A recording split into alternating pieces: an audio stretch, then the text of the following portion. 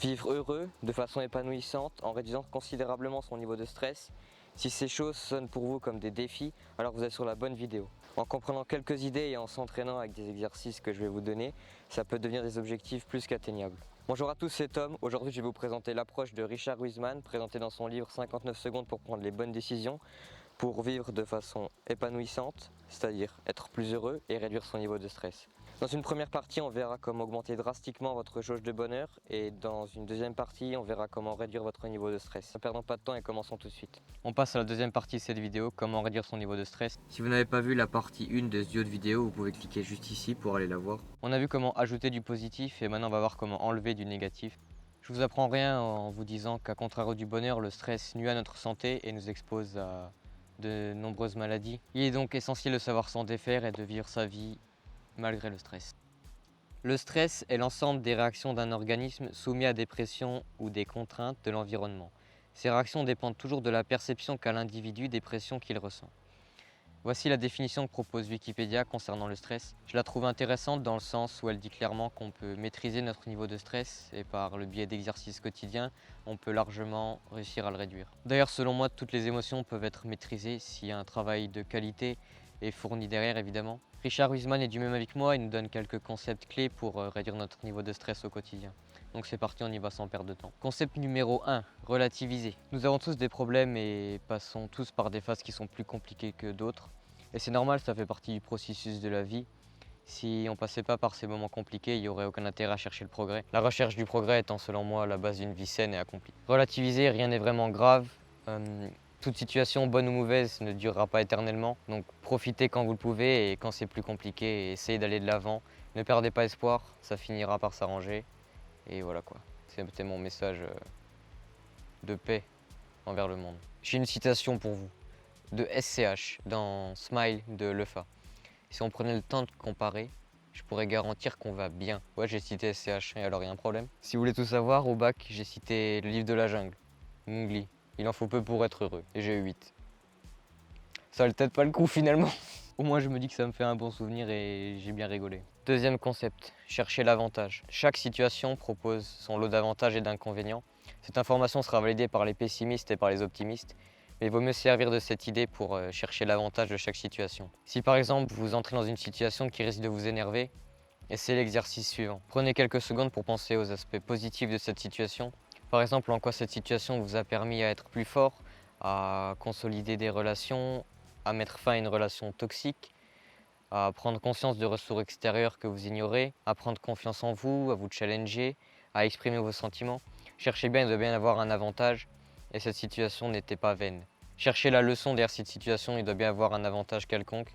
Essayez de le trouver, soyez honnête envers vous-même et essayez d'en tirer une leçon pour grandir et pour croître comme un crapaud. Non, rien à voir, pour grandir. Troisième idée, un gros minou comme antidépresseur. Les adeptes des animaux vous le confirmeront, hein, les animaux de compagnie sont des êtres, des sources de joie et de bonheur inépuisables. D'ailleurs, la science a montré que les propriétaires de chiens géraient mieux leur stress et étaient moins enclins à tomber en dépression.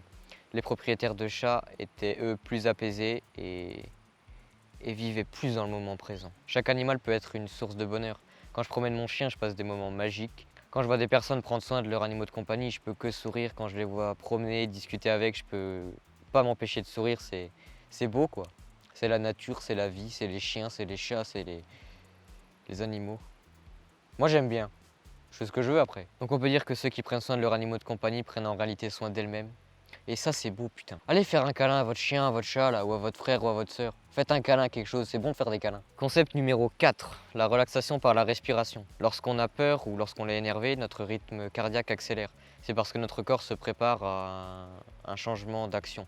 Donc à d'étaler en vitesse ou alors au combat. Souvent lorsqu'on est calme, on respire calmement. Donc si vous avez envie de vous relaxer, il peut être très bon de se poser et de respirer calmement. Il y a plusieurs méthodes qui existent. Moi, j'utilise la méthode du 5-2-5. Ça consiste à inspirer pendant 5, bloquer pendant 2 et expirer pendant 5. Mais tous les chiffres marchent. Le but, c'est juste de pratiquer des relaxations lentes et régulières. Si vous voulez, on peut en faire une ensemble.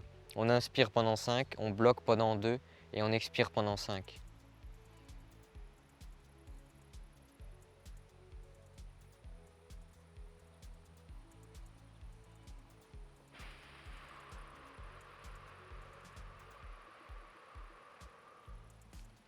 Moi personnellement ça me fait du bien. Après à voir si vous avez envie de vous y mettre ou pas. La méditation peut être aussi un très bon outil pour vous relaxer, le but étant juste de respirer calmement et profondément. Une petite astuce qui pourrait passer comme anodine mais qui fait toute la différence, c'est que les respirations profondes, on les fait avec le ventre et non avec la poitrine.